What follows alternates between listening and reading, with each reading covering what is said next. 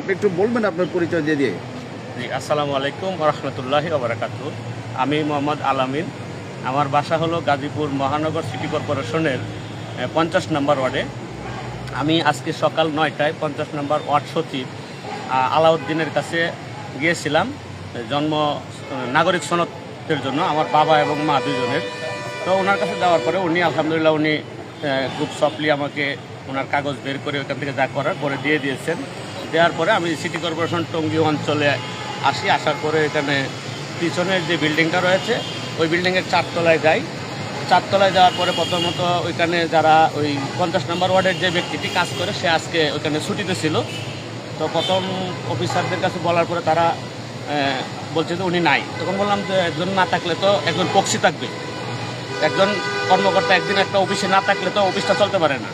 তখন তারা বললো যে আচ্ছা ঠিক আছে একটু রাখেন দেখি। তখন একজনের কাছে বললো, বলার পরে একজন কর্মকর্তার কাছে আমরা নিয়ে গেল, নিয়ে যায় ওখান থেকে সিল সাপোর্ট দিল, সিগনেচার দিল, দিয়ে আমাকে বললো যে আপনি 104 নাম্বার রুমে যান। ওই ওই সিটি কর্পোরেশনের যে পূর্ব পাশের যে বিল্ডিং ওই বিল্ডিং দোতলা 4 নাম্বার রুমে যাইতে বললো আমাকে।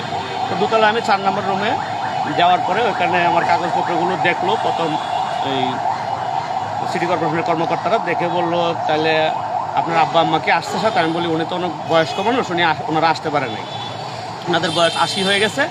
তো পরে বললো যে তারপর স্যারের কাছে যা বলে দেখেন স্যারের যদি দেওয়া তো ভালো। তো স্যারের গিয়ে আমি অনেক রিকোয়েস্ট করলাম, যে নির্বাহী ম্যাজিস্ট্রেট টঙ্গী অঞ্চলের যে জহিরুল ইসলাম, ওনাকে আমি অনেক রিকোয়েস্ট করলাম যে স্যার আমার মা বাবা তো অনেক বয়স্ক, তারা আসতে পারতেছে না, একটু যদি আপনি আমার এটা ভেরিফিকেশন দেখে আমার আইডি কার্ড আছে এগুলো দেখে যদি আমার মায়ের নাগরিক সনদপত্রটা সিগনেচার করে দিয়ে দেন, তাহলে আমার মা এই যে হজের জন্য আমি পাসপোর্ট করতে যাব, এটা খুবই জরুরি, আজকেই করতে চাইছিলাম।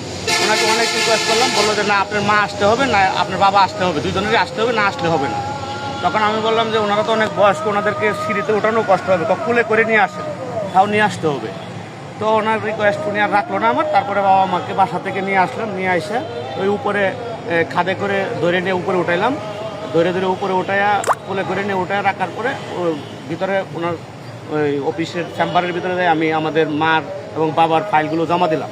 জমা দিয়ে নাগরিক সনদপত্র ফাইল জমা দিছি, জহিরুল ইসলামের কাছে, নির্বাহী ম্যাজিস্ট্রেট টঙ্গী অঞ্চলের যে জহিরুল ইসলাম ওনার কাছে জমা দিলাম। জমা দিয়ে আব্বা আম্মার সাথে ঢুকছে পরে আব্বা আম্মারে আবার বের করে দিছে।